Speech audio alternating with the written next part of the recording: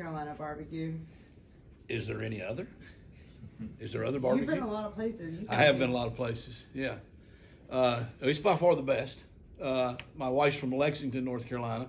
I would have a slight argument with her over that, but Lexington would be the second best. But the Eastern North Carolina is by far the best. I don't even think it's a contest. And then I don't think there is any other. I really don't.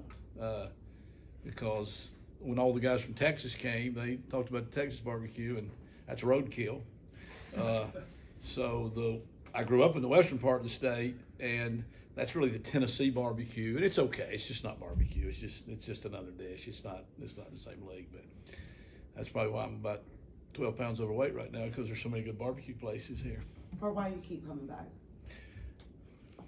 And maybe that's the reason. Yeah. So, all right, how we doing, guys? Doing good.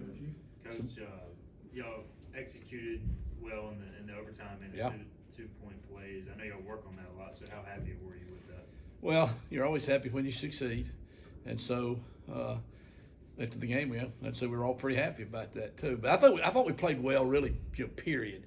It was a low possession game again. I don't know how we keep getting stuck with that low possession game. We had the ball officially 9 times, but one of them was with 19 seconds to go in the half, so that's not much of a possession. So we had 8 possessions, scored 4 times, in the regular part of the game. The thing that bothered me was we, had on the 2-yard line and we didn't score. We went for it on 4th down, which I thought that was the right decision to go for it. We didn't think we were going to win kicking field goals that night.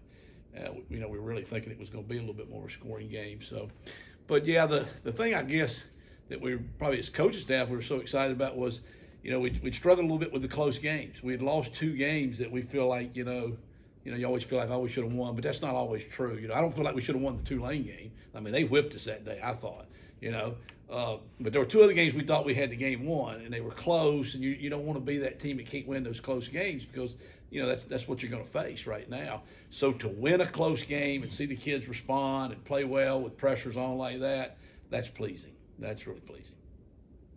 After a lot of success in that game and obviously through the overtime periods, what do you think the confidence is like with the team right now as you guys get set to go up against it? Well, they're a confident bunch, during the week anyhow. You know what I'm saying? The kids always think they're pretty good, and we want them to think that way. So I think winning a close game, the next time you get in that situation, though, you do kind of go back to feeling good about, okay, we've been here before. I think the hard work, we practice hard, coach drives them hard. I think that should give them confidence, that they've earned, the right to go out there and win the game. So we have a really good opponent this week. I mean, I know that sounds like coaches speak and all that stuff, but we're playing a really good football team this week. So we'll have to have our confidence because they are a very confident group. So we'll have a standoff right there.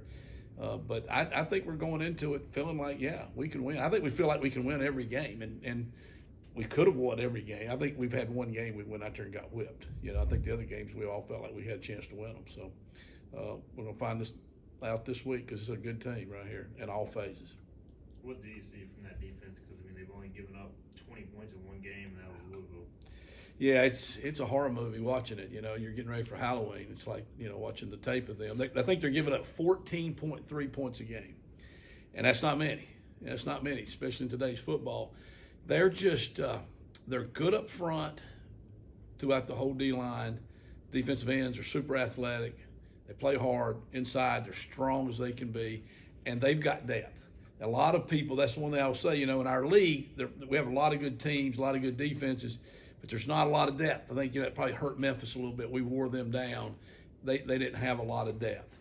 This group's they roll them, they keep them fresh, so you're not going to be able to wear them down. You're going to hope you don't get wore down. The linebackers, they're really a 4-2-5 defense, so they play 5 DBs with a nickel in there as a regular base defense. The 2 inside linebackers are just so smart. They read the thing. They can know your blocking schemes. They'll be really fast to the ball. They're very physical. The DBs are long. They run fast. Those are all the things that you want in DBs. So the strength of the defense is they don't give up many points. They play great in the red zone. And that's what they did last year. Last year was a game that we felt like we had a great chance we could have won that game.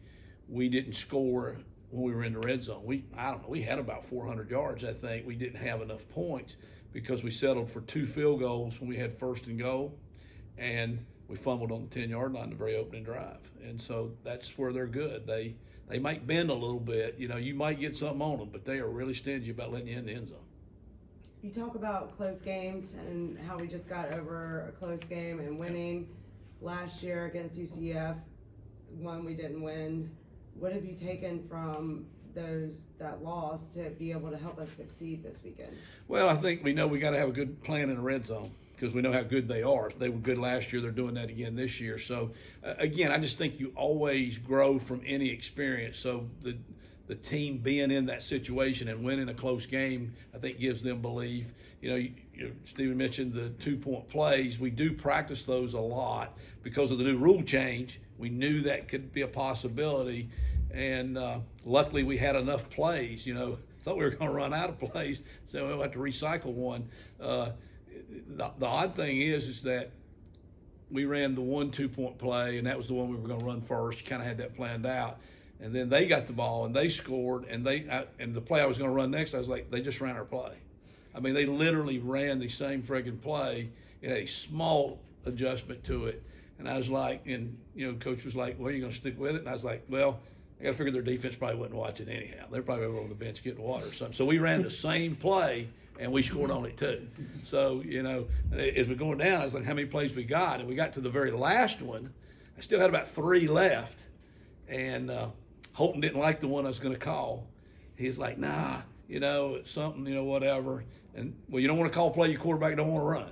I mean, even if he's wrong, okay, if he's right, but you don't want to run. If you don't believe it, you better not call that play. So he actually said, remember we were talking about this play, and I was like, all right, we're going to do it. All right, we'll do it. And, yeah, it was pretty good by Holton, so maybe we should hire him. So was that a conversation on the phone that you guys were having between OT? I saw Holton on the phone. Yeah, well, we were able to talk a lot. And then actually, though, when we got our chance to go, I was talking to Coach Houston and Coach Scott and saying, let's do this so he's prepared. And he was like, they're like, he didn't look very good on that one. I was like, all right, he didn't like that play. And they were like, no, he don't want to run that play. So I said, well, we better not run that one then. So I said, what does he want to run? And I want to throw it to CJ. No, he didn't say that, but the play had a chance to throw it to CJ, and he did. So that was pretty good. So good players make you look good. Coach, there hasn't been, I guess the past couple of weeks, just teams aren't really blitzing all that often. And I guess I'm curious, after last week's game, have you guys as an offense maybe figured out how to just move the ball when you see a lot of coverage? Well, I think that everybody has their scheme, and they're either a blitz scheme, like our defense is kind of, they depend on that, or they're not. And then they all do a little bit of both. I think, though, I think the people saw the South Florida, and that's what they were doing. And they were playing all the man coverage. So I think everybody thought, well, but that happened to be Tulane's defense anyhow. But it worked. It worked successfully, keeping us from scoring. So you think, well, it's a copycat deal. It's hard not to watch what's succeeding against somebody and not think, well, that's a pretty good idea. We could do that. We have that in our package. So I think we do a nice job with the blitz. So I think we've done that all year long. The pass protection has been the most improved thing we've done offensively, probably. There's some other things, I guess, but that really has stood out in my mind. We've done a better job. Holton has a lot to do with that because he is able to put us in different protections. He's able to change protections. He can read almost every blitz. And I think people know that. I think they think, well, he's going to be hard to fool, and if you don't, when you blitz, if you don't fool the offense a little bit, then you're very vulnerable. And so I think he's hurt him. He scared him a little bit from that. So Central Florida's not a huge blitz team either till they get down into the red zone.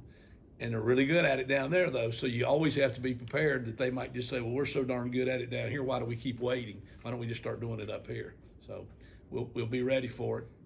Well, you do see that. Obviously, Rajay was kind of your best blocking back. Yeah. How has Keaton progressed this year with his blocking? Now it's kind of well, he's really improved. He really has improved. Rajay, is bigger, okay, so that gives him some advantage over that. But Keaton's done a nice job with that. He's cut guy. He can go block him low a little bit too. He's pretty good at that. That's the thing I was talking, I guess, about when Marlon got a chance to play at South Florida.